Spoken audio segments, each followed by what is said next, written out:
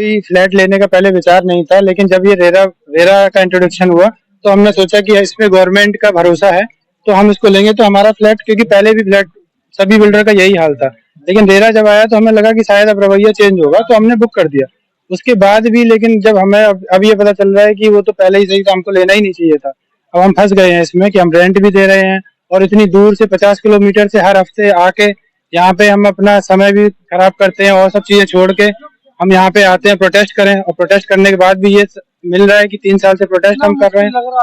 मैं गाजियाबाद से यहाँ आके बार बार देखती हूँ कि मेरा फ्लैट कब रेडी होगा, कब मिलेगा, कब हम अपने घर में जाएंगे, क्योंकि वहाँ भी हमारा एक अच्छा रेंट जाता है, हम उसको भी पे करते हैं, EMI भी पे करते हैं। 6 साल वेट कर रहे हैं कि अब हमें हमारा घर मिलेगा, अब हमें हमारा घर मिलेगा। लेकिन अभी हम जब T5 में जाके देखें तो हमें नहीं लगता कि अभी 6 मंथ और हमें हमारा घर मिलेगा। तो हम कब तक इंतजार करेंगे? हम चाहते हैं हमारा घर हमें जल्दी मिल जाए। मैंने ये बुक किया 2018 से बुक किया हुआ है और हम 2024 में हैं। आप मान सकते हैं कि 6 साल एक घर को बनाने में, मुझे नहीं लगता कि एक घर बनाने में 6 साल लगते होंगे। तो अब क्या कह रहे हैं, क्या मांगे हैं आप? मांगे है घर जल्दी से जल्दी अच्छी क्वालिटी के साथ हमें दिया जाए। तो क्या कह रहे हैं वो लोग? बस यही है कि अभी इस क्वार्टर में हम OC अप्लाई करेंगे, आपको 6 महीने बाद आपका फ्लैट मिल जाएगा। बट फिर वो 6 महीने बाद आप कॉल करके पूछें तो फिर वो अगले 6 महीने का टाइम, तो 6 महीने करके इतने टाइम निकल चुका है। और मेरे पापा ने ये फ्लैट बुक किया था फ्लाइट, और जिस कारण में कि हमारी जो पढ़ाई है जो ग्रेड 6 से 5th में जाने वो रुक गई है, और मैं चाहती हूँ कि ये जारी रहे, और मैं चाहती हूँ कि मेरा ये घर जो फ्लैट जल्दी मिले, और हम उससे परेशान है, इसलिए हमें जल्दी दे, और मैं ये चाहती हूँ कि मेरी पढ़ाई और आगे बढ़े। क्वालिटी और प्रोडक्शन जो इन्होंने जो भी मैन्युफैक्चरिंग किया है वो एक एज पर क्वालिटी नहीं है। और जो सबसे बड़ा आरोप मुझे जो दिख रहा है कि वो प्रशासनिक तौर पे दिख रहा है, क्योंकि जो भारत सरकार ने जो ये योजना लागू की थी वो प्रधानमंत्री जन आवास योजना के नाम पे की थी, लेकिन उसका जो उपयोग है उसका दुरुपयोग कर रहे हैं प्रशासनिक तौर पे, ये मेरा मानना है। क्योंकि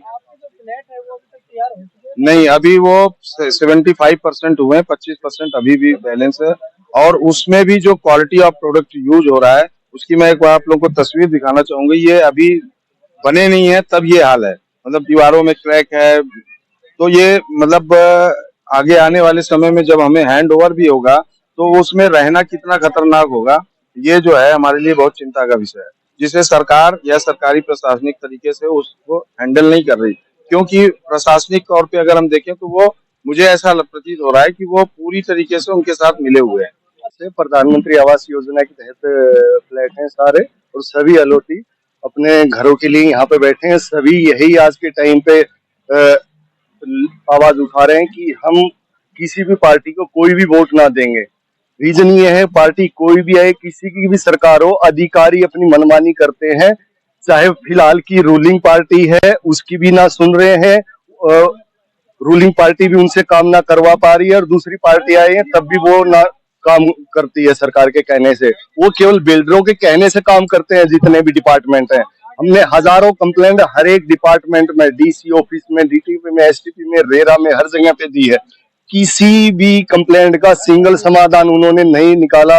कोई भी सिंगल एक ऑर्डर निकाल करके बिल्डर के ऊपर कार्रवाई की हो। सब सारे बिल्डर के बंदे ही है डिपार्टमेंट में बैठे हुए। हम वहां पे जाते हैं, अधिकारियों से मिलते हैं, हमें ये फील होता है ये जो डिपार्टमेंट, ये जो ऑफिस बनाए गए हैं आम पब्लिक के लिए, आम जनता के लिए नहीं है।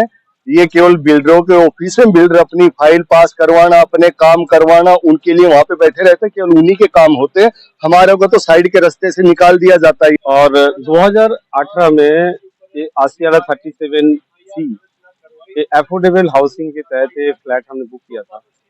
बुकिंग के टाइम बिल्डर बड़ा आराम से पेशी आई और हमसे बड़ा कमिटमेंट किया, आपको रेरा है और रेरा के तहत है तो इसमें कोई दिक्कत नहीं, आपको टाइम में घर मिल जाएगा और क्वालिटी के साथ मिलेगा, हम बढ़िया बिल्डर हैं।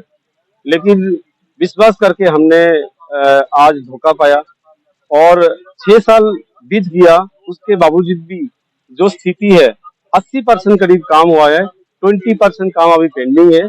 और मीटिंग पे मीटिंग, हम कितना मीटिंग कर लिया, हर मीटिंग में झूठ बोलना है, लिखित तौर पे झूठ बोलना है और झूठी आश्वासन देना है।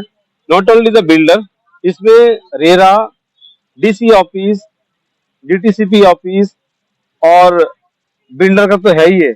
सारी अथॉरिटी के पास हम जाते जाते थक चुके हैं। इवन रेरा में हम 2022 में केस फाइल कर रखा है, उस केस का भी आज तक कुछ निष्कासन नहीं आया और बार बार केस का गुमराह करके और डेट को शिफ्ट करना, तारीख पे तारीख यही चल रहा है, जो कि रेरा जिसके लिए बनाया नहीं गया था। रेरा का ये था रियल एस्टेट रेगुलेटरी अथॉरिटी है।